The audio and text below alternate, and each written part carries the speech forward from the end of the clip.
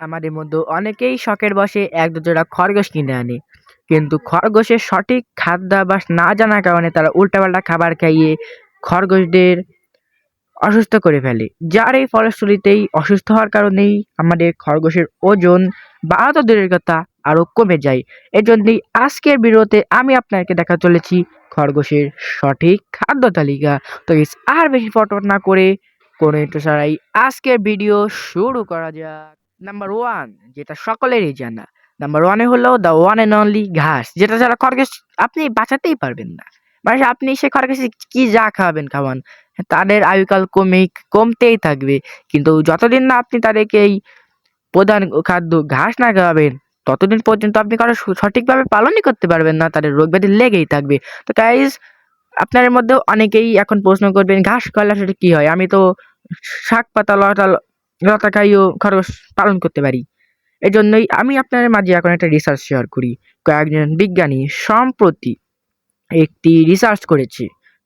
সেই রিসার্চে খরগোশ নিয়ে কয়েকটি ধাপ তারা অনুসন্ধান করে, যেখানে তারা বলে যে সকল খরগোশ তার পুরো আয়ুকাল বা জীবনকালে যদি শুধুমাত্র ঘাস খাইয়ে খরগোশ পালন করা হয়,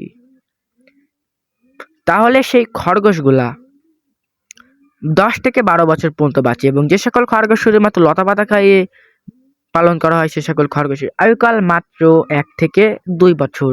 এবং সাধারণত খরগোশ কিন্তু জঙ্গলে এইসবই খেয়ে বেঁচে থাকে, কারণ জঙ্গলে তো অন্য কিছু নেই, আপনি তাদেরকে হাবি জাবি খাওয়াতেই থাকেন, আম খাও, একটা হ্যান খাও, ত্যান খাও, কিন্তু তাহলে কিন্তু শুধুমাত্র এইগুলোই খেতে থাকে। তো খরগোশের দ্বিতীয় প্রধান খাদ্য হলো কলমি শাক। আপনি স্ক্রিন দেখতেই পাচ্ছেন, আমি এখন কলমি শাক নিয়ে তাদের মাঝে দিতাছি, দেখেন ধরার সাথ সাথ খাচ্ছি। আপনার যদি শহরে বাসা বাড়িতে থাকেন, তো আপনারা, আমি জানি শহরে বাসা বাড়িতে যদি আপনারা কলমি শাক বা ঘাস না পান, কলমি শাক তো আপনার যেখানে খুশি সেখানে কিনতে পারবেন। কলমি শাক বাজারে কিনতে পাওয়া যায় অনেক অল্প দামে, এবং সারা বছর এটা পাওয়া যায়। দেখুন দেওয়ার সাথ সাথ কি সুন্দর ওরা কলমি শাক খাচ্ছে। আপনার যদি পারেন তাহলে একটু ঘাসের ব্যবস্থা তো করবেনই, কারণ 90% ঘাস না দিতে পারলেও আপনারা চেষ্টা করবেন 80% ঘাস দেওয়ার, এবং 10% যদি আপনি কলমি শাক দেন, আর 20% আপনারা অন্যান্য শাকসবজি তাদেরকে খাওয়াতে পারবেন। কিন্তু এই বলে আপনারা আবার অন্য শাকসবজি খাওয়াতে যান না। আমি সেগুলোও বলবো যে আপনারা খরগোশদের কি কি ধরনের শাকসবজি খাওয়াতে পারবেন। নাম্বার টু, আপনারা খরগোশদের তো ঘাস লতা পাতা খেতে দিবেনই, কিন্তু তার পাশাপাশি আপনাদের যে জিনিসটা তাদেরকে অবশ্যই অবশ্যই দিতে হবে, সেটা হলো তাদেরকে মাঝে মাঝে ট্রিট দিতে হবে। ট্রিট হিসেবে আপনারা ওদেরকে যদি পারেন তাহলে এরকম তরমুজ দিতে পারেন। আমার মতো খরগোশ কিন্তু তরমুজ অনেক ভালো খায়, কিন্তু আপনার বুঝে রাখতে হবে যে তরমুজে কিন্তু সব সময় দেওয়া যাবে না। তো আপনারা যখন তরমুজটা দিবেন তখন তার বিচিটা ফেলিয়ে দিবেন, কারণ আমার এখানে একটা বিচি দেখা যাচ্ছে, আপনারা হয়তো সেই হয়তো দিয়ে দিবেন। আমি সব বিচি ফেলিয়ে দিয়েছি, তারপরে এই কটা রয়ে গেছে, শুধুমাত্র কালো কালো, সাদা না ফেলালে কোনো সমস্যা হবে না। গাইস, খরগোশ কিন্তু অনেক ভালো তরমুজ খায়, এবং তরমুজ খাওয়ার সময় তাদের যে খাওয়ার স্টাইলটা দেখতে কিন্তু অনেক ভালো লাগে। এবং গাইস, আপনাদেরকে আরেকটা কথা বলে রাখা ভালো, প্রত্যেকটা জিনিসের কিন্তু সাইড ইফেক্ট আছে। আপনার কিন্তু তরমুজ বেশ প্রত্যেক দিন খাওয়াতে পারবেন না, সপ্তাহে একবার খাওয়াতে পারবেন, কারণ প্রত্যেকটা জিনিসের সাইড ইফেক্ট সম্পর্কে আপনাকে আর কত বলবো। সে যে কোনো প্রাণীরই অতিরিক্ত খাওয়ালে সাইড ইফেক্ট আছেই, এবং এগুলো চাইলে আপনার সপ্তাহে 1 থেকে 2 দিন দিবেন, তার বেশি দিবেন না। নাম্বার তিনে আপনারা তাদেরকে মাঝে মাঝে কলা দিতে পারেন। হ্যাঁ, কলাও কিন্তু খরগোশ অনেক ভালো খায়, কিন্তু এটাও চাইলে আপনারা সপ্তাহে একবার দিতে পারেন। এবং অনেক খরগোশ আছে কিন্তু যারা আমের পাতা খেতেও খুব পছন্দ করে কিছু কিছু খরগোশ কিন্তু আমের পাতা খেয়ে থাকে। শহরে বাসা বাড়িতে মানুষ প্রতিনিয়তই যেই ভুল কাজটা করে আসছে, সেই ভুল কাজটা হলো খরগোশদের বেগুনের পাতা খাওয়া। সব মানুষ তো আর গ্রামে থাকে না, কিছু কিছু মানুষ কিন্তু শহরে বাসা বাড়িতেও থাকে, এবং তারা শখের বশে শহরের বাসা বাড়িতে ইত্যাদি গাছ লাগান। এবং সেই গাছের ভিতরে অন্যতম একটি গাছ হলো বেগুন গাছ, এবং সেই বেগুন গাছের পাতা খেয়ে খরগোশ অনেক সময় অসুস্থ হয়ে পড়ে, কারণ বেগুন গাছের পাতা একটা ইসের মতো কাজ করে, খারাপ একটা জিনিসের মতো কাজ করে। এবং হ্যাঁ, আপনার কিন্তু চাইলেও খরগোশ মাঠে ছেড়ে পালন করতে পারবেন না, এ নিয়ে একটা ভিডিও আছে, কিন্তু কেন পালন করতে পারবেন না সেটা হলো আমি আপনাকে আজকে ভিডিওতে বলেছি। সেইটা হলো নিচে কিন্তু অনেক বিষাক্ত গাছপালা থাকে, যেগুলো হাঁস মুরগি পশু পাখির জন্য অত বিষাক্ত না হলে কিন্তু খরগোশ একটা সেন্সিটিভ প্রাণী, তাদের জন্য অনেক বিষাক্ত।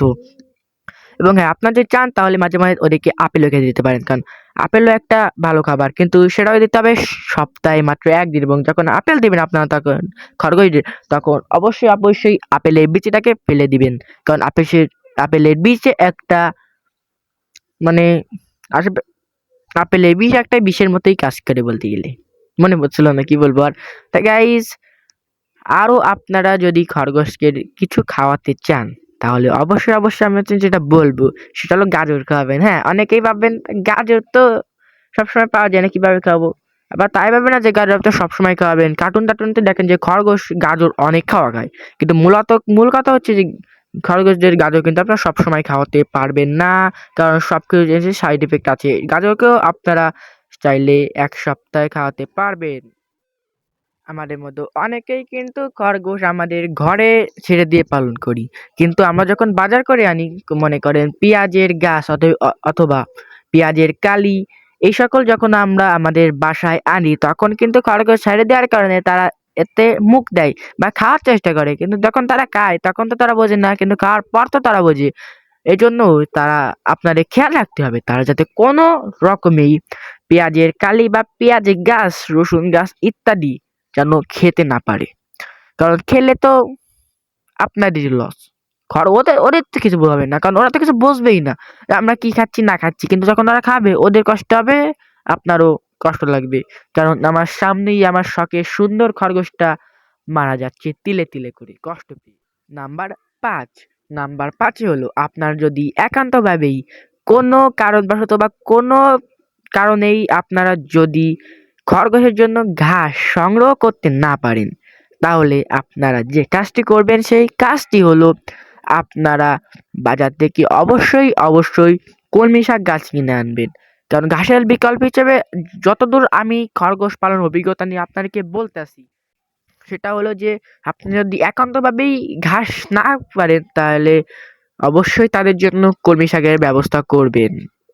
নাম্বার ৬, নাম্বার ৬ হলো আমাদের বেঁচে থাকার একমাত্র উৎস, সেটা হলো পানি।